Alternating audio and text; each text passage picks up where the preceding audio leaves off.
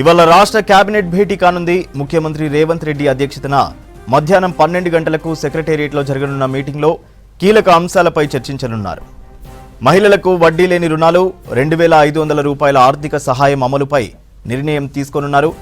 Governor quota ఎమ్మెల్సీలు, కొత్త ration కార్డుల జారీకి అనుమతి, 2008 డిఎస్సి అభ్యర్థులకు ఉద్యోగాలు, 11 కొత్త బీసీ కార్పొరేషన్ల ఏర్పాటుకు కేబినెట్ ఆమోదంపై చర్చించనున్నారు. ఇవాళ రాష్ట్ర కేబినెట్ భేటీ కానుంది. ముఖ్యమంత్రి రేవంత్ రెడ్డి అధ్యక్షతన మధ్యాహ్నం 12 గంటలకు సెక్రటేరియట్లో జరగనున్న మీటింగ్లో కీలక అంశాలపై చర్చించనున్నారు. మహిళలకు వడ్డీ లేని రుణాలు, 2500 రూపాయల ఆర్థిక సహాయం అమలుపై నిర్ణయం తీసుకోనున్నారు.